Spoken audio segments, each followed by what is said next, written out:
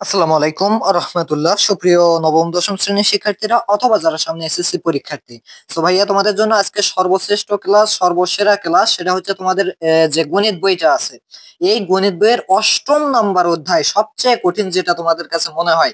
এবং অনেকেই বলো ভাইয়া উপপাদ্য তো অনেক কঠিন, কয়টা মুখস্থ করব। তাদের জন্য আজকের ক্লাসটি ভাইয়া তুমি স্কিপ করবা না। আমি তোমাকে চ্যালেঞ্জ করতেছি, গ্যারান্টি দিচ্ছি, এখান থেকে যে প্রশ্নটা আসবে, যে উপপাদ্যটা আসবে, তুমি কিন্তু সেটার পাকা হয়ে যাবে। কি বলছি?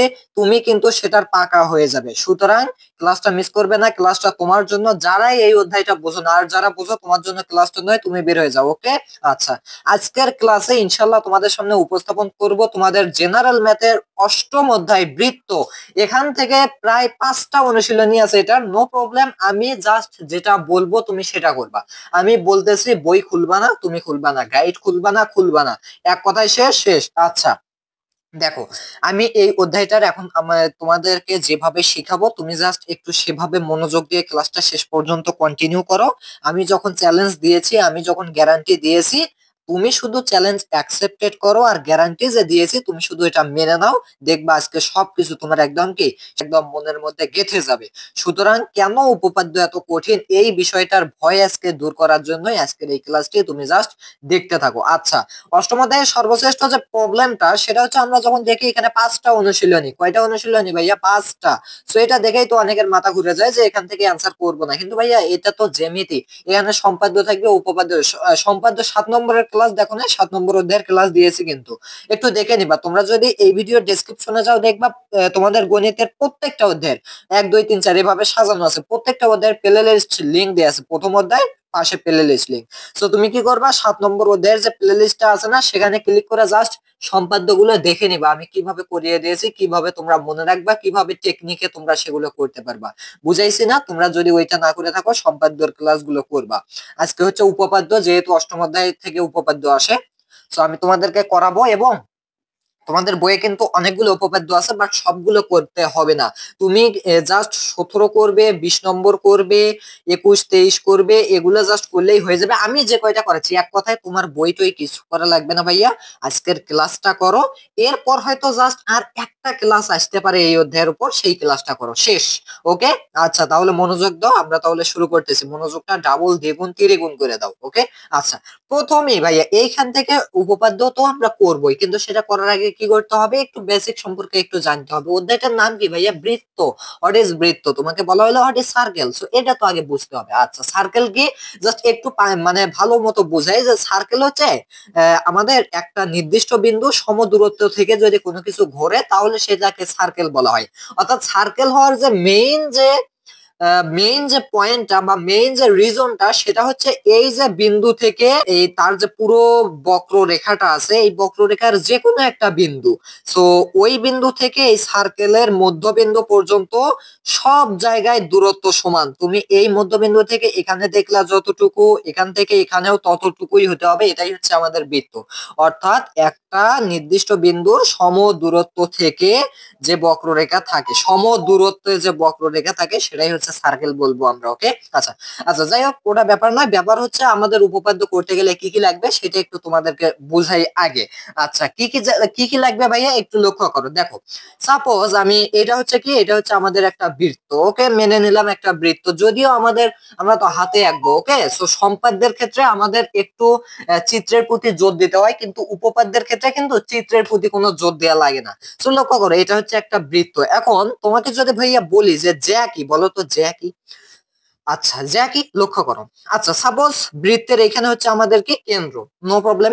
লক্ষ্য করো, জ্যা হচ্ছে বৃত্তের এক পাশ থেকে আরেক পাশের মধ্যবর্তী যে কোনো একটা রেখা, এটাই হচ্ছে বৃত্তের একটা জ্যা।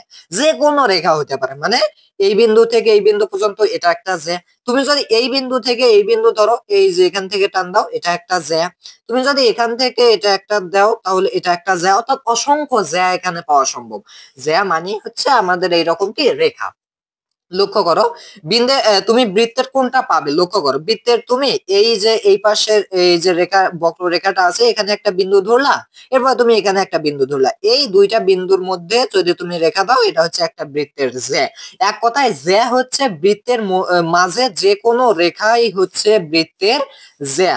কথা কি ক্লিয়ার? কথা কিন্তু ক্লিয়ার। জ্যা কি ক্লিয়ার? ক্লিয়ার। বৃত্তের মধ্যে যে কোনো আমাদের রেখাই হচ্ছে জ্যা। এখন মেইন কথা হচ্ছে একটু লক্ষ্য করো, এটা হচ্ছে বৃত্ত, বৃত্তের এইখানে আছে হচ্ছে কি একটা ফোঁটা, বা এটা হচ্ছে বৃত্তের কেন্দ্র। এখন লক্ষ্য করো, এটাও জ্যা, এটাও জ্যা, এটাও জ্যা, এটাও জ্যা, এটাও জ্যা, এগুলাকে বলবো জ্যা। বাট এইখানে একটু লক্ষ্য করো, সাপোজ এখানে একটা আছে, এখানে একটা আছে, তাহলে এই যে জ্যা, এটাও একটা জ্যা, এই জ্যাটা কার মধ্য দিয়ে গেল? এই জ্যা, এই যে জ্যা, এটা কিন্তু বৃত্তের কেন্দ্র দিয়ে গেল। ব্যাপারটা কি ধরতে পারছো? বৃত্তের কি দিয়ে গেল? কেন্দ্র দিয়ে গেল। তাহলে এই যে জ্যা, এই জ্যাটাকে আমরা বলবো হচ্ছে কি যে বলবো বলো? কেন্দ্রগামী জ্যা। কেন্দ্রগামী জ্যা। কথা কি ক্লিয়ার? কেন্দ্রগামী জ্যা। ওকে, সবাইকে বুঝতে পারছো? ক্লিয়ার হতে পারছো? এখন লক্ষ্য করো, সাপোজ এই পাশ দিয়ে গেল, সো এই যে জ্যা, এটাও কিন্তু কেন্দ্রগামী জ্যা, কারণ কি এটা কেন্দ্রের মাঝখান দিয়ে গেছে। ওকে, এরপর লক্ষ্য করো, সাপোজ এখানে আছে, এখন লক্ষ্য করো এখান থেকে এই পাশ দিয়ে গেল, তাহলে এটাও জ্যা, কিন্তু এটা হচ্ছে কি কেন্দ্রগামী জ্যা। কারণ কি? বিকজ এইখানে হচ্ছে আমাদের কেন্দ্রের মধ্য দিয়ে যে জ্যা যাবে সেটা হচ্ছে আমাদের কি কেন্দ্রগামী, মানে কেন্দ্রের মধ্য দিয়ে গেছে, কেন্দ্রগামী জ্যা। কথা কি ক্লিয়ার সবার? আশা করি এই জিনিসটা তোমরা সবাই বুঝতে পারছো। তাহলে জ্যা কি? কেন্দ্রগামী জ্যা কি? কথা ক্লিয়ার? ওকে, জাস্ট ক্লাসে মনোযোগ দাও, শেষ পর্যন্ত থাকো। আজকের ক্লাসটা একদম তোমাদের কাছে সেরা ক্লাস হবে। লক্ষ্য করো, কেন্দ্রগামী জ্যা ক্লিয়ার। এখন তোমাকে যদি বলি ভাইয়া এখানে তোমাদের জানতে হবে কি? তোমাকে জানতে হবে যে ব্যাস কি, বলো তো ব্যাস কি? বলো ব্যাস কি? সো লক্ষ্য করো, ব্যাস কি? ব্যাস হচ্ছে আমাদের এই কেন্দ্রগামী জ্যাকেই ব্যাস বলে। শেষ। কথা ক্লিয়ার? এই যে কেন্দ্র আছে, এই যে একটা কেন্দ্রগামী যে কোনো জ্যা, কিন্তু ব্যাস কিন্তু এই যে বা এই যে বা এই যে হবে না। ব্যাস হতে হলে কি হবে? এই কেন্দ্রগামী জ্যা হতে হবে। একটু লক্ষ্য করো, এখানে কেন্দ্র আছে, এই কেন্দ্রগামী কোনো একটা জ্যা গেল, তাহলে এই জ্যাটাকে আমরা বলবো ব্যাস। কথা কি ধরতে পারছো? এই কেন্দ্রগামী জ্যাকেই আমরা বলবো ব্যাস। কথা কি ধরতে পারছো? আশা করি তোমরা সবাই পারছো। এবার লক্ষ্য করো, সাপোজ এইখানে আছে, এইখানে আছে, এখানে কেন্দ্র আছে, সো দেখা গেল এখান থেকে এই পাশ দিয়ে একটা রেখা গেল। এখন বলো এই রেখাটা কেন্দ্রগামী জ্যা না? অবশ্যই কেন্দ্রগামী জ্যা। কারণ কি? এটা একটা জ্যা, বাট যেহেতু কেন্দ্রের মাঝখান দিয়ে গেছে, কেন্দ্রগামী জ্যা। আর এই কেন্দ্রগামী জ্যাকেই বলা হয় ব্যাস। কথা কি ক্লিয়ার? তাহলে ব্যাস জিনিসটা ক্লিয়ার। এখন তোমাকে বলো, আর তোমাকে যদি আমি বলি ভাইয়া বলো তো ব্যাসার্ধ কি? ব্যাসার্ধ কি বলতে পারবা না? পারবা। কারণ কি? ব্যাস আর ব্যাসার্ধ, তাহলে ব্যাসের অর্ধেককেই আমরা বলবো ব্যাসার্ধ। একটু লক্ষ্য করো, এই যে ব্যাস হচ্ছে কি কেন্দ্রগামী জ্যাটা, এই পুরোটা হচ্ছে ব্যাস। তাহলে ব্যাসার্ধ মানে ব্যাসের অর্ধেক কোনটা হবে?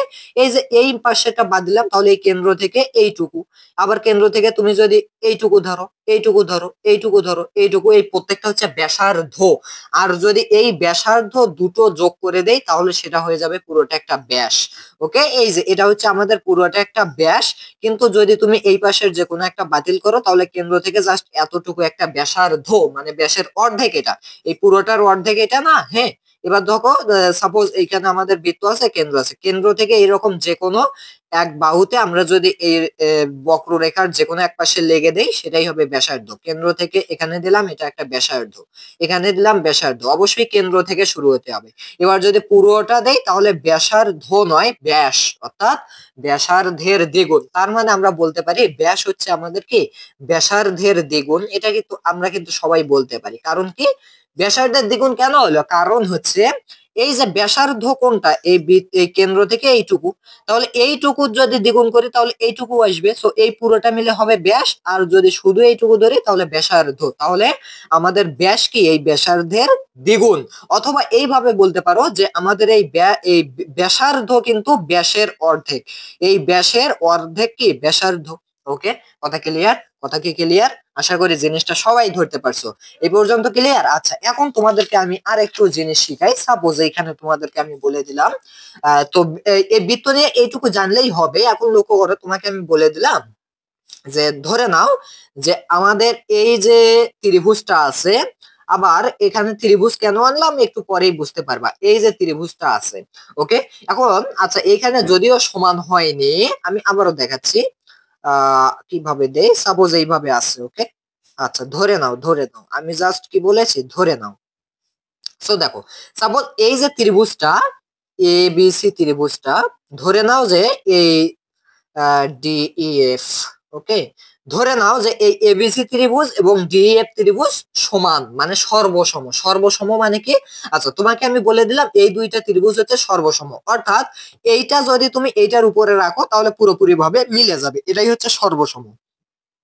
অর্থাৎ এই ত্রিভুজের সমানই আমাদের এই ত্রিভুজ। এখন একটু লক্ষ্য করো, যদি এই ত্রিভুজের সমানই এই ত্রিভুজ হয় তাহলে ব্যাপারটা মনে রাখবা, এই বাহু সমান, কারণ তারা সর্বসম। তারা তো এটা এটা এটার উপর যদি আমরা এটা তুলে দেই তাহলে পুরোপুরি ভাবে মিলে যাবে। অর্থাৎ এই বাহু সমান এই বাহু, এই বাহু সমান এই বাহু, এই বাহু সমান এই বাহু। কথা কি ক্লিয়ার? অর্থাৎ এই এই যে আমাদের ত্রিভুজটা আছে, এই ত্রিভুজের তিনটা বাহু এবং এই ত্রিভুজের তিনটা বাহু সমান হবে, কারণ তারা তো সর্বসম। এবার লক্ষ্য করো, এই কোণটা সমান এই কোণটা, হবেই তো, কারণ কি তারা তো সর্বসম। অর্থাৎ এক কথায় যদি বলা হয় যে দুইটা ত্রিভুজ সর্বসম, তাহলে তোমাকে বুঝে নিতে হবে এর মাথা, এর চোখ, এর কান, এর নাক, এর হাত, এর পা সবই এর সমান।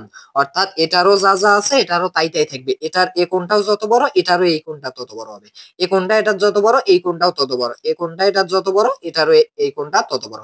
যদি সর্বসম হয়, তাহলে সর্বসম হলে এই ত্রিভুজের যা কিছু আছে তা এই ত্রিভুজেরও ওই একই হবে। আশা করি জিনিসটা তোমরা ধরতে পারছো। আচ্ছা, এখন তোমাদেরকে আমি আরেকটা জিনিস একটু শিখাই, একটু এখন লক্ষ্য করো ভাইয়া। তোমাকে যদি বলি যে লম্ব কেমন করে প্রকাশ করে বলো তো, সবাই বলবে এখানে একটা আমাদের টান দিতে হবে, এইভাবে খাড়া একটা টান দিতে হবে, একটু বেঁকা হওয়া যাবে না, একটু বাঁকা হওয়া যাবে না, অবশ্যই খাড়া টান দিতে হবে, তাহলে সেটাকে আমি বলবো লম্ব। হ্যাঁ, আমি মেনে নিলাম এটা লম্ব। কিন্তু তোমাকে যদি বলা হয় যে লম্ব কেমন করে হয় বলো তো, লম্ব আমরা কোথায় পাই, তাহলে কিন্তু সবাই এই বিষয়টা বলবে যে সমকোণে আমরা লম্ব পাই। বলবা কিনা বলো তো ভাইয়া, বলবা কিনা সমকোণে লম্ব পাই কেমন করে? এই যে ভূমি দিলাম, এই যে আমি একটা লম্ব দিলাম। কারণ সমকোণের ক্ষেত্রে আমি যদি লম্ব না দিয়ে এইভাবে একটু বাঁকা করে দেই, বলো এটার সমকোণ থাকবে? থাকবে না, কারণ সমকোণ 90 ডিগ্রি। আর এই 90 ডিগ্রি হতে গেলে অবশ্যই একটা লম্ব থাকতে হবে। জিনিসটাকে ধরতে পারছো? পারছো, আশা করি পারছো। অর্থাৎ সমকোণের ক্ষেত্রে কি থাকে? অবশ্যই একটা লম্ব থাকে। তাহলে এই যে কথাগুলো বললাম, এগুলো শুধু একটু তুমি মনোযোগ দিয়ে মনে রাখো, মনে রাখতে হবে। তুমি যদি এইটুকু আমি যে যে শিখালাম এই বিষয়গুলো যদি ভুলে যাও, আর একবার ব্যাক করে তুমি এইটুকু আবারও দেখে নাও, কারণ হচ্ছে এইটুকু তোমার লাগবে। এইটুকু এখন লাগবে, কারণ এইটুকু মনে না রাখতে পারলে এখন আমি যেটা শিখাবো সেটা তুমি পারবা না। ওকে, জাস্ট এখন মনোযোগ দাও, আমি তোমাকে কি শিখাই। এখন আমরা চলে যাব উপপাদ্য নম্বর 17-তে। বলো ভাইয়া, উপপাদ্য নম্বর 17-তে কি আছে? আবারও বলতেছি, কোনো প্রকার বই খোলা যাবে না, গাইড খোলা যাবে না, টেস্ট পেপার কোনো কিছুই সলভ করা যাবে না। তুমি জাস্ট এখানে লক্ষ্য করবা, আমি যেভাবে শিখাই সেইভাবে করবা। শেষ পরীক্ষার খাতায় নাম্বার দেওয়ার মালিককে অবশ্যই যারা খাতা কাটবে তারা দেবে, তারা দেবে। ওকে, সো এখন লক্ষ্য করো, এখন লক্ষ্য করো, আমি যেভাবে শিখাইছি সেইভাবেই শিখবা, অন্য কিছু করার দরকার নেই। এখন আমি এখানে এসে মূল যে কথাটা বলতে চাই, অনেকেই বলবা ভাইয়া উপপাদ্য দেখে তো আমাদের লাগে ভয়, কারণ হচ্ছে এই উপপাদ্য প্রমাণ করা জিনিস, এটা হচ্ছে প্রমাণ করা জিনিস। এবং এইখান থেকে আমরা যখন প্রমাণ করতে যাই আমরা তো বুঝি না কিভাবে প্রমাণ করব। এরপর আমরা যখন বইটা একটু ঘাটি, বইটা ঘাটলে মনে হয় বাবা রে এগুলো কি। সো আমিও তো বই খুলবো না, তোমরাও বই খুলবে না। মনে রাখবা যে তোমরা বই যদি খুলো, যদি বই খুলে তোমরা মনে রাখতে চাও তাহলে পারবা না, মুখস্থ করতে হবে সেক্ষেত্রে। বাট এতগুলো মুখস্থ করা সম্ভব না। অনেকে মুখস্থ করে এই লম্ব বি, এই লম্ব বি, এইভাবে মুখস্থ করে এবিসি কোণ সমান এডিসি কোণ। সো এইভাবে কিন্তু মুখস্থ করলে তুমি পারবা না, এক কথায় শেষ। তাহলে এখন আমি তোমাকে যেভাবে শিখাবো তুমি সেইভাবে করবা, যেভাবে শিখাবো সেইভাবে করবা। আচ্ছা, এইটা করার আগে আমি তোমাদেরকে আরেকবার একটা কথা বলেছি যে বইয়ে যেভাবে আছে, বইয়ে যেভাবে আছে তোমাকে যে সেইভাবেই করতে হবে।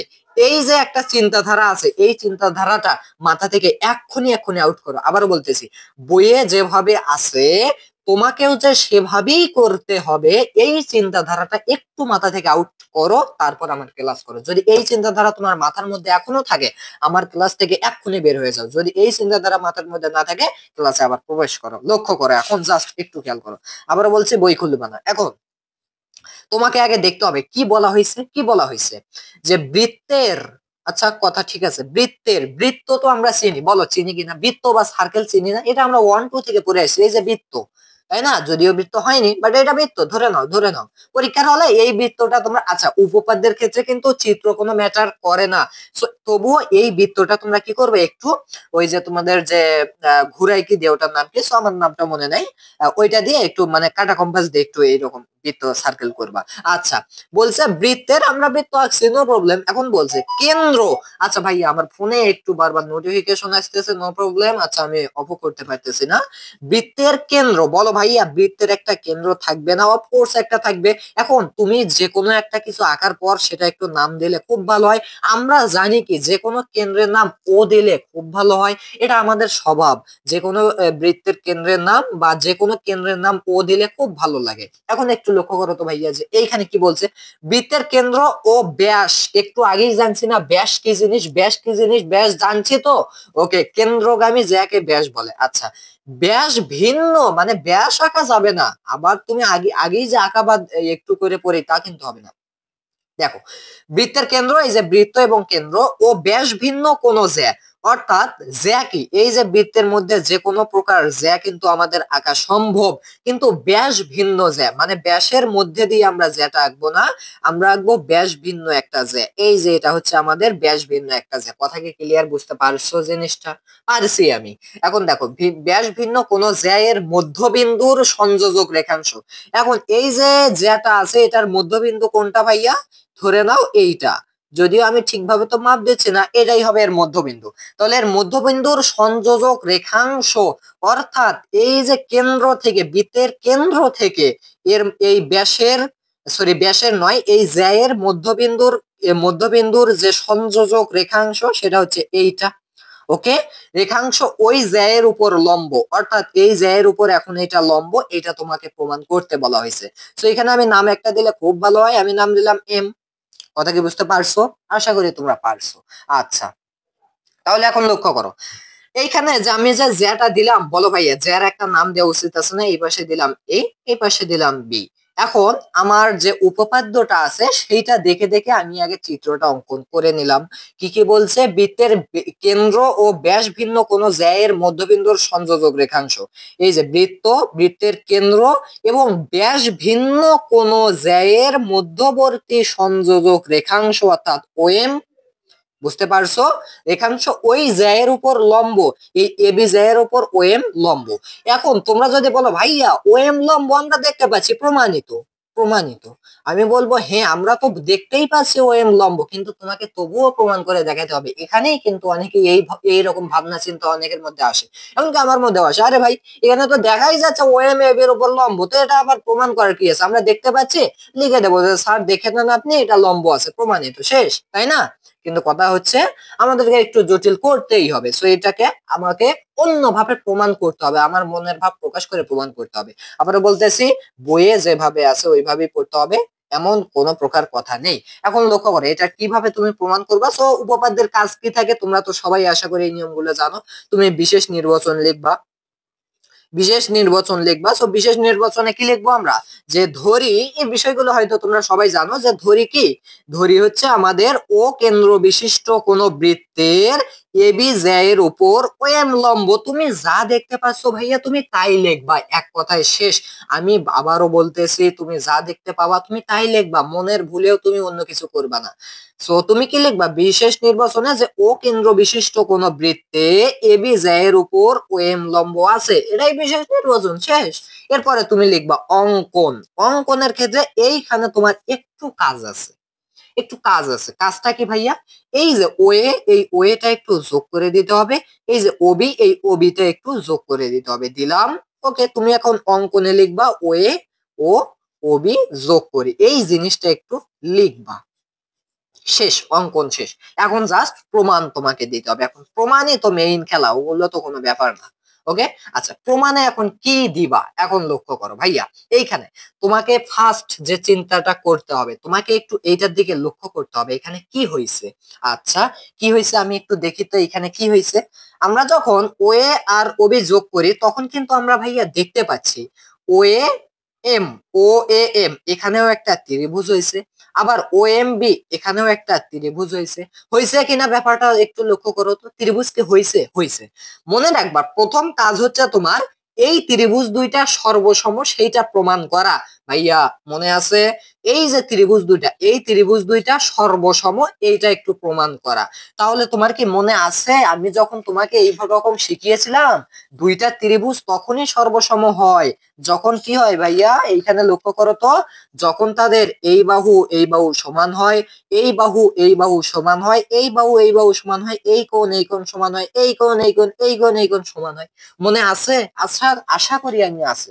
তাহলে তোমার প্রথম কাজ কি হবে, যে এই যে আমাদের ও এ এম অর্থাৎ ত্রিভুজ ও এ এম এবং ভাইয়া কি লক্ষ্য করো তো, ও এম বি ত্রিভুজ ও এম বি OMBA অর্থাৎ ত্রিভুজ OMA এবং OMBA কি করতে হবে, এই দুইটা সর্বসম প্রমাণ করতে হলে আমাকে দেখাতে হবে এই OA সমান কি বলো, OA সমান হচ্ছে আমাদের OB, তাই না? কারণ এই ত্রিভুজটা যদি উল্টা করে আমি এর উপর ফেলে দেই কি হবে ব্যাপারটা, এই OA পড়বে OB এর উপরে, এই MA পড়বে MB এর উপরে, তাই না? আর এই লম্ব তো লম্বই থেকে যাবে। তাহলে একটু তুমি লেখো যে এই যে আমাদের OA আছে না, এই OA সমান হচ্ছে আমাদের OB। ব্যাপারটা কি বুঝতে পারছো? পারছো? এগুলো মুখস্থ করার কিচ্ছু নাই, তুমি যা দেখতে পাবা তুমি তাই লিখবা, কিসের মুখস্থ? লক্ষ্য করো, ও এ সমান ও বি লিখলাম। এরপরে কি, এই যে M A R M B সমান, অর্থাৎ এম এ মা সমান কি, এম এ মা সমান হচ্ছে এম বি মানে মেগাবাইট। ওকে, সো এগুলো ভাবার কোনো দরকার নেই, এম এ সমান এম বি, এম এ সমান এম বি। এখন এই যে এইটা, এই যে এটা কি, এটা কিন্তু আমাদের এই ও এম এ এই ত্রিভুজের অংশ, ও এম বি এই ত্রিভুজের অংশ। তার মানে তুমি এইটা লিখবা ও এম সমান ও এম, শেষ। ওকে, জিনিসটাকে ধরতে পারছো? অর্থাৎ তিন বাহু সমান তিন বাহু। এখন যদি তিনটা বাহু সমান তিনটা বাহু হয়, তার মানে কিন্তু আমি জানি এটা সর্বসম হবে। এখন তাহলে তুমি একটু লিখবা যে এইখানে কিন্তু আমাদের কোণ সমান, এইখানে কি, এইখানে কিন্তু আমাদের কোণ সমান। বুঝতে পারছো? আচ্ছা, কোনটা একটু পরে ধরে, যেহেতু আমাদের তিনটা বাহু তিনটাই সমান, তাহলে এখন আমরা লিখবো অতএব। অতএব কি, অতএব হচ্ছে আমাদের ত্রিভুজ ও এ এম সর্বসম। এই যে সর্বসম চিহ্ন, আমার কি তোমাদের কি দেখতে কি কোনো সমস্যা হচ্ছে কিনা জানি না। এই যে এটা হচ্ছে আমাদের সর্বসম, অর্থাৎ দুইটা মানে সমান দিয়ে উপরে এইভাবে একটা দিতে হবে। তাহলে এই ও এম সর্বসম হচ্ছে আমাদের ত্রিভুজ ও এম বি। কারণ কি ভাইয়া, প্রথমেই শিখিয়েছি এরও তিনটা বাহু সমান, এরও তিনটা বাহু সমান, তাহলে যখনই তিনটা বাহু সমান সমান হবে অর্থাৎ এরা দুইজন পরস্পর সর্বসম। তাহলে এখন সর্বসম তো বুঝলাম, এখন লক্ষ্য করো তো, যদি তারা সর্বসম হয়, যদি তারা সর্বসম হয়, এই কোণ সমান এই কোণ মাস্ট বি হতেই হবে। যদি সর্বসম হয় কোণ সমান হতে হবে না? অবশ্যই হতে হবে। অর্থাৎ আমি লিখতে পারি ও এম এ কোণ সমান ও এম বি কোণ। আমি কি লিখতে পারি কিনা, বলো বলো বলো বলো? অবশ্যই লিখতে পারি। অর্থাৎ আমি লিখতে পারবো, যেহেতু যেহেতু আমাদের এই দুইটা সর্বসম, তাহলে আমি লিখতে পারি অতএব, অতএব কি লিখতে পারি, ও এম এ কোণ, অর্থাৎ কোণ ও এম এ এই কোণটা সমান কি আমাদের ও এম বি কোণ, অর্থাৎ এই কোণটা, অর্থাৎ সমান হচ্ছে আমাদের কি কোণ ও এম বি। বুঝতে পারছো? ধরতে পারছো জিনিসটা? আশা করি পারছো। ও এম কোণ সমান ও এম বি কোণ। আচ্ছা, জিনিসটা এখন তোমাকে একটু এইখানে মাথাটা খাটাইতে হবে, এইখানে একটু মাথাটা খাটাইতে হবে। একটু জাস্ট লক্ষ্য করো তো ভাইয়া, যে আমাদের যে এই যে ও এম এ কোণ আর ও এম বি কোণ সমান, আচ্ছা দুইটা কোণ কখন সমান হয়, তোমাকে যদি আমি এই প্রশ্নটা একটু করি, বলো। এইখানে আমাদের নিচে একটা কি আছে, নিচে একটা কিন্তু একটা কি মানে সমান, মানে একটা সমান বাহু আছে, এইরকম একটা বাহু আছে, আছে কিনা? আছে। এখন এই বাহুতে এখানে আমাদের মোট কত ডিগ্রি ভাইয়া, তোমাকে যদি প্রশ্ন করি তুমি কিন্তু বলবা যে এখানে আমাদের 180 ডিগ্রি কোণ উৎপন্ন হয়েছে। বলো হয়েছে কিনা? আচ্ছা, এখন তোমাকে যদি আমি প্রশ্ন করি ভাইয়া, এইটা যেহেতু এখানে আমাদের টোটাল দুইটা কোণ পাওয়া সম্ভব, এখন তোমাকে আমি প্রশ্ন করলাম যে ভাইয়া বলো, আমি এই 180 ডিগ্রি কোণকে দুটি সমান কোণে পরিণত করতে চাইছি, দুটি সমান কোণে পরিণত করতে চাইছি, তাহলে তুমি কি করবা বলো তো? অবশ্যই মাঝখান দিয়ে টান দিবা। কারণ কি, তাহলে এখানে আমরা পাবো 90 ডিগ্রি, এখানে পাবো 90 ডিগ্রি, অর্থাৎ এটা এপাশেরটাও 90 এপাশেরটাও 90, তাহলেই তো দুইটা সমান হবে। ব্যাপারটা কি তাই না? তুমি যদি এইরকম করো যে দিলে এরকম এখানে 180, তুমি যদি এখন রেখাটা এইভাবে দাও, তাহলে বলো 180, তাহলে তোমার কি হবে জিনিসটা, তোমার কিন্তু এই কোণটা ছোট হয়ে যাবে, এটা হয়ে যাবে 50, অপরটা হয়ে যাবে আবার বেশি। তখন কি এই দুইটাকে আমি সমান বলতে পারবো? পারবো না। তার মানে আমাকে একটু মাথাটা খাটাইতে হবে, যেহেতু আমাদের এইখানে এরকম আছে আর এখানে একটা টান আছে, আর যেহেতু বলা হয়েছে ও এম এ কোণ, অর্থাৎ এই কোণটা আর এই কোণটা সমান, তার মানে বুঝে নিতে হবে এই কোণটার মানও 90 ডিগ্রি, এই কোণটার মানও 90 ডিগ্রি, তাই না ব্যাপারটা? তাহলে এই কোণটাও 90 ডিগ্রি, এই কোণটাও 90 ডিগ্রি, এটা তোমাকে মাথা থেকে বুঝতে হবে, মাথা থেকে কি ব্রেনটা খাটাইতে হবে। তাহলে আমি কিন্তু এখন লিখতে পারি এইটা সমান হচ্ছে আমাদের 90 ডিগ্রি, যার নাম হচ্ছে এক সমকোণ। ওকে, মানে এরা পরস্পরে কি, এরা পরস্পরই হচ্ছে এক সমকোণ করে। যদি সমকোণ না হইতো তাহলে কিন্তু দুইটা সমানও হইতো না। ব্যাপারটা কি ধরতে পারছো? এখন লক্ষ্য করো, তাহলে এই দুইটাকে আমি কি লিখলাম, এক সমকোণ লিখলাম। এখন যেহেতু এরা এক সমকোণ, এখন তোমাকে কিন্তু আমি ভাইয়া প্রথমেই শিখাইছি সমকোণ আমরা আমরা লম্ব কখন পাই বলো তো? লম্ব কখন পাই? যখন আমাদের সমকোণ হয়। প্রথমেই শিখাইছে কিনা, কাদের কাদের মনে আছে একটু কমেন্টে হাত উঠাবা এই টাইমটা উল্লেখ করে। প্রথমেই শিখাইছি যে লম্ব কখন হয়, যখন আমাদের সমকোণ হয়। যেহেতু যেহেতু আমি বলতে পারতেছি এই ওএম এ এটা একটা সমকোণ, ওএম বি এটা একটা সমকোণ, ইট মিনস এর মাঝের এই রেখাটা লম্ব। কারণ লম্ব যদি না হয় তাহলে এটা কখনোই 90 ডিগ্রি বা সমকোণ হতো না। হতো বলো, হতো না। কারণ কি, এই লম্ব যদি এই পাশ দিয়ে থাকতো তাহলে এটা কখনোই 90 হতো না, এটাও কখনোই 90 হতো না, এটা অনেক বেশি, এটা আবার অনেক কম হয়ে যেত। যেহেতু আমাদের এটাও 90 এটাও 90, তার মানে এটা হচ্ছে লম্ব।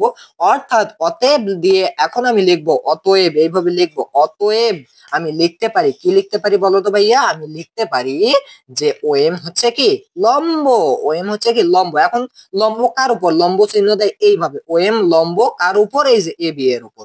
আর এটাই হচ্ছে তোমাকে প্রমাণ করতে বলেছিল, তুমি জাস্ট লিখবা প্রমাণিত। ব্যাপারটাকে ধরতে পারছো সবাই? অর্থাৎ ওএম লম্ব হচ্ছে আমাদের এ বি এর উপর। কেন লম্ব? কারণ এখানে আমরা দুইটা সমকোণ পাইছি, আর লম্ব তখনই হয় যখন সমকোণ আসে, সমকোণ ছাড়া লম্ব পাওয়া সম্ভব নয়। ওকে, আচ্ছা, জিনিসটা কি বুঝতে পারছো সবাই? বুঝতে পারছো? আশা করি সবাই পারছো। তাহলে এটা কি কোনো ব্যাপার বলো, তোমাদের কাছে কি কোনো ব্যাপার মনে হচ্ছে? আশা করি হচ্ছে না। ওকে ভাইয়া, এখন আমরা করব হচ্ছে তোমাদের 18 নম্বর যে উপপাদ্যটা আছে এটা করব। সো এইটাও কিন্তু সেম, এই 17, 18, 19 এই তিনটা উপপাদ্য কিন্তু একদম সেম। সো এটা কিন্তু তোমরাই করতে পারবা, বাট আমি একটু দেখাবো কিভাবে তোমরা সহজে করবে। আচ্ছা, 18 নম্বর উপপাদ্যটা করার ক্ষেত্রে তোমাদেরকে আমি একটা জিনিস জানিয়ে দেই। দেখো, সাপোজ এখানে আমাদের সমকোণী ত্রিভুজের কথা। সো লক্ষ্য করো, সাপোজ এটা হচ্ছে আমাদের একটা সমকোণী ত্রিভুজ, সেক্ষেত্রে কি হতে হবে বলো তো? সমকোণী ত্রিভুজ হওয়ার শর্ত হচ্ছে অবশ্যই একটা কোণ সমকোণ হতে হবে। এই ত্রিভুজের কি হতে হবে? একটা কোণ সমকোণ হতে হবে। আর এই সমকোণ হতে গেলে অবশ্যই একটা লম্ব লাগবে, তার একটা ভূমি লাগবে, আর একটা অতিভুজ লাগবে। এটা হচ্ছে আমাদের সমকোণী ত্রিভুজ। আচ্ছা, এখন লক্ষ্য করো সমকোণী ত্রিভুজ কখন সর্বসম হয়। সাপোজ এখানে তোমরা দেখতে পাচ্ছ হচ্ছে দুইটা সমকোণী ত্রিভুজ, সাপোজ এইরকম আছে। আচ্ছা, ধরে নাও এইরকম এটা একটা সমকোণী ত্রিভুজ, এবং হচ্ছে আমাদের এটাও একটা সমকোণী ত্রিভুজ। এখন কথা হচ্ছে এই যে দুইটা সমকোণী ত্রিভুজ, এরা কখন সর্বসম হবে? আচ্ছা, এই ক্ষেত্রে একটু মনে রাখবা, যদি তাদের অতিভুজ সমান থাকে। কি বলছি বলো? তাদের অতিভুজ দুইটা সমান থাকে, পাশাপাশি তাদের যে কোনো একটা বাহু সমান থাকে, তাহলে আমরা বলতে পারবো দুইটা সর্বসম। কথা কি ক্লিয়ার? আচ্ছা দেখো, আবার বলতেছি, সমকোণী ত্রিভুজের ক্ষেত্রে যদি এক অতিভুজ সমান থাকে দুইটা ত্রিভুজের, পাশাপাশি তাদের হোক এই বাহু অথবা এই বাহু, এই বাহু আর এই বাহু সমান থাকে, তাহলেই তারা দুইজন পরস্পর সর্বসম। এবার লক্ষ্য করো, সাপোজ এই অতিভুজ সহ এই ভূমি, এই দুইটা আবার এই এই সমকোণী ত্রিভুজের এই দুইটা সমান, তার মানে বলতে পারবো এই দুইটা হচ্ছে সর্বসম। ওকে, সমকোণী ত্রিভুজের এই সত্যটা কি সবাই বুঝতে পারছো? আর যদি সর্বসম হয় তখন কিন্তু আমরা বলতে পারি যে এই বাহু সমান, কারণ সর্বসম। এরপর এই কোণ সমান। ওকে, আচ্ছা, তাহলে সমকোণী ত্রিভুজ হওয়ার শর্ত কি? অতিভুজ সমান হতে হবে, পাশাপাশি যে কোনো একটা বাহু, সেটা হতে পারে এই লম্বটা, আর দুটা সমান হলে আমরা বলবো এটা সমকোণী। কি সমকোণী ত্রিভুজ দুইটা কি সর্বসম। ওকে, এটা অলরেডি সমান হবে। আচ্ছা, তাহলে এখন আমরা কি করব বলো? আমরা এখন 18 নম্বর যে উপপাদ্যটা আছে সেটা করবো। সো এখন আরেকটা জিনিস প্রথমেই তোমরা শিখেছো যে এখানে সাপোজ বৃত্ত, বৃত্তের এটা কেন্দ্র। তোমরা কিন্তু জানো ব্যাসার্ধ সবসময় সমান হয়, বৃত্তের কেন্দ্র থেকে ব্যাসার্ধ সবসময় সমান। তুমি এটা একটা ব্যাসার্ধ, এটাও যত বড় হবে, এটাও তত বড়, এটাও তত বড়, এটাও তত বড়। কারণ কি, বৃত্ত তো এই কেন্দ্র থেকে সমদূরবর্তী, তার মানে এখান থেকে আমাদের যত ব্যাসার্ধ আছে প্রত্যেকটা কিন্তু সমান হবে। এখান থেকে এটাও যত বড়, এটাও তত বড়, এখানে যতই দিবা প্রত্যেকটা একই সমানই হবে, যেহেতু বৃত্ত। এই বিষয়গুলো আশা করি জানো। আচ্ছা, এখন আমরা করবো হচ্ছে তোমাদের 18 নম্বর উপপাদ্য। একটু জাস্ট লক্ষ্য করো, বইয়ে যেভাবে আছে তোমাদের তোমাদেরকে যে সেভাবেই করতে হবে সেটার কিন্তু কোনো প্রকার কারণ নেই। অবশ্যই আমি যেভাবে করাবো তোমরা জাস্ট একটু মনোযোগ দাও, তোমরা যা দেখতে পাবে তাই করবে, যা দেখতে পাবে তাই করবে, যেভাবেই হোক প্রমাণ করলেই হলো। ওকে, এটাই হচ্ছে আমাদের উপপাদ্য। আচ্ছা এখন লক্ষ্য করো এখানে কি দেয়া আছে, দেয়া আছে কি যে বৃত্তের সকল সমান যে, এটা হচ্ছে আমাদের 18 নম্বর যে উপপাদ্য। কি বলছে, বৃত্তের সকল সমান যে, আগে আমরা একটা বৃত্ত আঁকি, তো এটা হচ্ছে আমাদের একটা বৃত্ত। মনে রাখবা সম্পাদ্যের ক্ষেত্রে আমাদের যে চিত্র এটা হচ্ছে মেইন ফ্যাক্ট, বাট উপপাদ্যের ক্ষেত্রে কিন্তু চিত্র মূল বিষয় নয়। সো দেখো বৃত্তের সকল সমান যে, আচ্ছা বৃত্ত এটা দিলাম, বাট বৃত্তের একটা কেন্দ্র দেওয়া উচিত নয়, অবশ্যই উচিত। সো এটার আমি নাম দিলাম হচ্ছে ও কেন্দ্র বিশিষ্ট, এটা হচ্ছে ও কেন্দ্র বিশিষ্ট বৃত্ত। এখন দেখো বৃত্তের সকল সমান যে, যে কি বৃত্তের মধ্যে যে কোনো বাহুকেই আমরা যে বলবো, বাট এখানে আমরা কেন্দ্র বিন্দুতে নেব না, সকল সমান যে। সাপোজ লক্ষ্য করে এখানে একটা যে আছে, এখানে একটা যে আছে, তার মানে এইটা আর এইটা সমান, কিন্তু মনে রাখবা সমান হতে হবে। তুমি যদি আবার এইখানে একটা যে দাও তাহলে কিন্তু এটা এটার চেয়ে অবশ্যই বড় হয়ে গেল। তাহলে সমান হতে গেলে কি করতে হবে, দেখো আবারও বলতেছি, বৃত্ত আছে কেন্দ্র আছে, সমান হতে হলে কি করতে হবে, এখানেও বৃত্তের ঠিক যতটা নিচেই যেটা দিবা ওখান থেকেও বৃত্তের ততটা নিচেই তোমাকে দিতে হবে, তাহলে কিন্তু জ্যাদ্বয় পরস্পর কি হবে, সমান হবে। তাহলে লক্ষ্য করো বৃত্তের সকল সমান যে, এই যে এটা একটা যায় এটা একটা যায়, এরা পরস্পর হচ্ছে সমান। যদিও আমার এখানে যেহেতু আমাদের কি করতেছে, আমি হাতে করতেছি, একটু আগা বাঁকা হতেই পারে। সমান যে কেন্দ্র থেকে সমদূরবর্তী, অর্থাৎ এই যে ও বিশিষ্ট কেন্দ্র, এই কেন্দ্র বিশেষ, এই কেন্দ্র থেকে এই যেটাও যত দূর, অর্থাৎ এইখানে আমি নাম দিলাম হচ্ছে সি, সাপোজ দিয়ে দিলাম সি, আর এই যে নাম দিলাম হচ্ছে এ বি, আর এই যে নাম দিলাম হচ্ছে আমাদের ডিই। ওকে, আচ্ছা এখন লক্ষ্য করো যে আমাদের এই কেন্দ্র থেকে সমদূরবর্তী, অর্থাৎ এই এ বি যেটাও এইটুকু, অর্থাৎ ওসি পর্যন্ত, এবং আমাদের এই কেন্দ্র থেকে এই পর্যন্ত যেটা, এটার আমি নাম দিলাম হচ্ছে সাপোজ এম। তাহলে এখন যেটা আমাকে প্রমাণ করতে হবে সেটা হচ্ছে বৃত্তের সকল সমান যে, এই এ বি এবং ডি যে কেন্দ্র থেকে, অর্থাৎ এই কেন্দ্র থেকে সমদূরবর্তী, অর্থাৎ এখান থেকে এই ডি যেটাও যত দূর আছে কেন্দ্র থেকে, এই এ বি যেটাও কেন্দ্র থেকে তত দূরে আছে। এক কথায় আমাকে প্রমাণ করতে হবে ও এম সমান ওসি। কি প্রমাণ করতে হবে, ও এম সমান ওসি। ব্যাপারটা কি বুঝতে পারছো? কারণ কি ও এম আর ওসি এই দুইটাই কি নির্দেশ করতেছে, এই এ বি এর কেন্দ্র থেকে দূরত্ব, এই ডি এর কেন্দ্র থেকে দূরত্ব। আর মনে রাখতে হবে কি, কেন্দ্র থেকে সমদূরবর্তী, অর্থাৎ এটাও যতটুকু এটাও ততটুকু, অর্থাৎ ও এম সমান ওসি, এইটা প্রমাণ করতে হবে। তাহলে এখন তুমি বিশেষ নির্বাচন লিখো।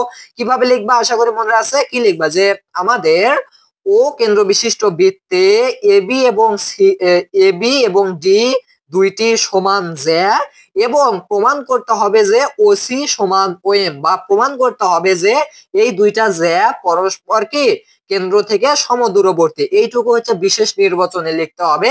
আর তোমাকে পরবর্তীতে অঙ্কনে যেটা লিখতে হবে, এই ক্ষেত্রে অঙ্কনটা একটু লক্ষ্য করো, অঙ্কনের ক্ষেত্রে একই নিয়ম, তোমাকে জাস্ট এই জিনিসটা একটু খেয়াল রাখতে হবে, এ ও যোগ করতে হবে এবং এই ও ডি যোগ করতে হবে। শেষ, খেলা শেষ, খেলা শেষ।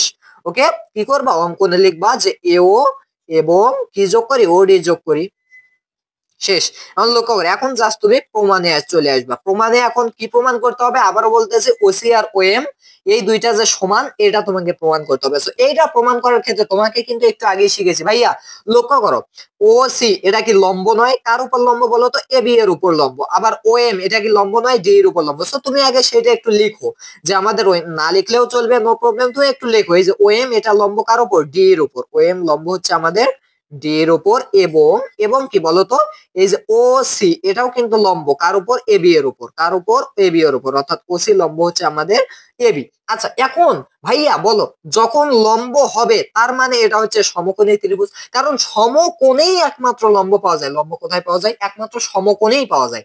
তো এখানে যেহেতু আমাদের এখানে লম্ব আছে, তার মানে আমি এখন বলতে পারি যে এইটা হচ্ছে আমাদের একটা সমকোণী ত্রিভুজ। আবার এখানেও যেহেতু লম্ব, তার মানে এটাও হচ্ছে আমাদের একটা সমকোণী ত্রিভুজ। ব্যাপারটা কি বুঝতে পারছো, ধরতে পারছো? আশা করি পারছো। আচ্ছা এইটা লেখার পর তোমাকে যেটা করতে হবে সেটা দেখো, যেহেতু আমাদের কিন্তু প্রশ্নে বলেই দিছে যে আমাদের সকল সমান যে, অর্থাৎ এই D J R A B J কিন্তু পরস্পর সমান। এখন তুমি লিখো যে এ বি সমান কিন্তু আমাদের ডি, তাই না? ব্যাপারটা কি বুঝতে পারছো, এ বি সমান কি ডি। এখন যেহেতু যেহেতু আমাদের এই এ বি জে এবং ডি জে পরস্পর সমান, তার মানে কিন্তু আমি এই জিনিসটা ভাইয়া বলতে পারি যে ডিএম সমান এসি। কারণ কি, এই এবি এর অর্ধেক কি এসি, অর্থাৎ এই এসি কি, এই এসি কিন্তু আমাদের সমান হচ্ছে হাফ অফ এবি, তাই না ব্যাপারটা? অর্থাৎ এই এসি কি, এই এবি এর অর্ধেক। আবার কিন্তু এখানে ডিএম কি, ডিএম কিন্তু আমাদের হচ্ছে হাফ অফ ডি, তাই না? হাফ অফ ডি, কারণ ডি এর অর্ধেক হচ্ছে আমাদের ডিএম। তার মানে আমি কিন্তু বলতে পারি এই ডিএম সমান এসি বা এসি সমান ডিএম, বলতে পারি কিনা? পারি। কারণ কি, কারণ ভাইয়া এই দুইটা জ্যা সমান এবং এটার অর্ধেক আর ওটার অর্ধেকও সমান, এসি সমান ডি, ডিএম সমান। ওকে, ব্যাপারটা কি বুঝতে পারছো? তাহলে আমি কিন্তু দেখো এই ডিএম আর এসি পরস্পর সমান দেখাইলাম।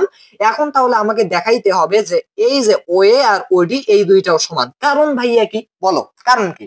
কারণ হচ্ছে প্রথমেই শিখিয়েছি সমকোণী ত্রিভুজের সর্বসম হওয়ার ক্ষেত্রে যে মেইন ফ্যাক্টটা, সেটা হচ্ছে যে কোনো একটা বাহু সমান হবে এই যে এই বাহু আর এই বাহু সমান, পাশাপাশি তাদের অতিভুজ সমান হতে হবে এই যে এই সমকোণী ত্রিভুজের অতিভুজ এও আর এই সমকোণী ত্রিভুজের অতিভুজ ওডি।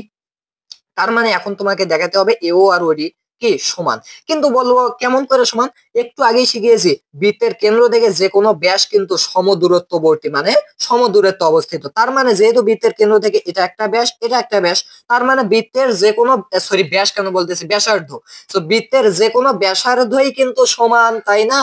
আচ্ছা, আশা করি বুঝতে পারছো। তো এই ব্যাসার্ধ এই ব্যাসার্ধ সমান, অর্থাৎ তুমি এখন 2 নম্বর দিতে পারো, 3 নম্বর দিতে পারো, এগুলো 2 3 করতে পারো। এখন তুমি তাহলে লিখতে পারো ভাইয়া ওডি সমান কি ওএ, তাই না? ওএ সমান ওডি। এখন যদি বলো কেন লিখতে পারি, ওই যে বললামই তো, কারণ এটাও একটা ব্যাসার্ধ, এটাও একটা ব্যাসার্ধ, কেন্দ্র হতে যে কোনো ব্যাসার্ধই সমান। তুমি যদি এখানে একটা ব্যাসার্ধ দাও, এটাও এটার সমান, এখানে দিলা এটাও এটার সমান। ব্যাপারটা কি বুঝতে পারছো?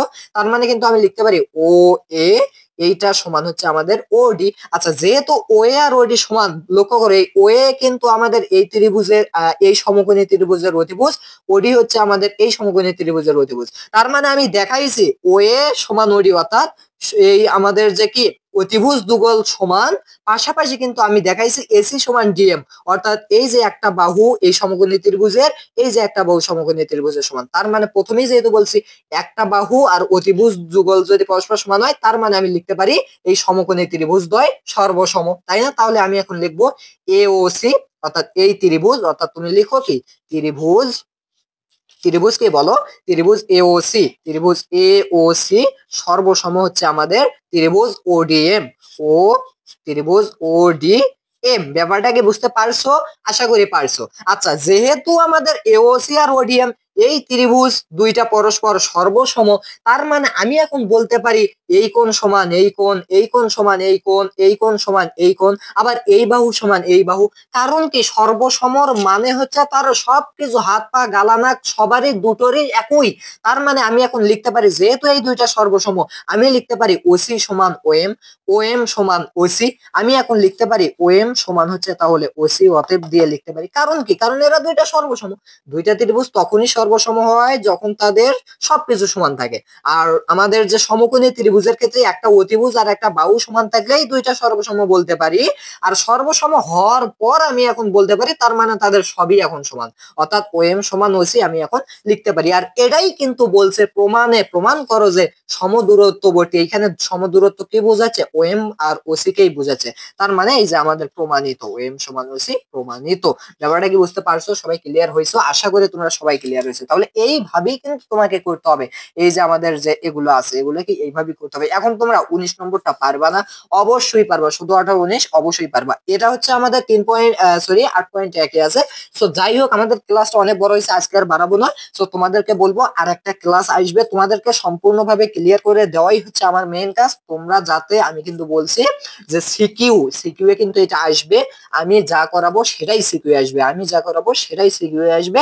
তুমি জাস্ট আমার এগুলো দেখবা, তুমি সিকিউ করবা, শেষ শেষ। আশা করি বুঝতে পারছো। আমি যে কয়েকটা সম্পাদ্য বা উপপাদ্য করাবো সেখান থেকেই কিন্তু আসবে, এই জিনিসটা খালি মাথায় রাখবা। ওকে, সো আজকের ক্লাসটা আর বড় করতে চাচ্ছি না ভাইয়া, এরপরে অবশ্যই ক্লাস আসবে, তোমরা অবশ্যই দেখবে। এখন বলবা যদি কোথায় পাই, তাহলে তুমি এই ভিডিও যদি ডেসক্রিপশনে যাও, দেখবা প্রত্যেকটা অধ্যায়ের লিংক আছে, তোমরা 8 নম্বর অধ্যায়ে ক্লিক করে তোমরা পরপর সবগুলো দেখে নিতে পারো, অথবা অবশ্যই আমার চ্যানেলে ঢুকেও সবকিছু দেখে নিতে পারো। এই ক্লাসটা করলে পরবর্তী ক্লাস করার এমনি তোমার ইচ্ছা জাগবে। ওকে, সো দেখা হচ্ছে নেক্সট ভিডিওতে। সবাই সে পর্যন্ত ভালো থাকবে।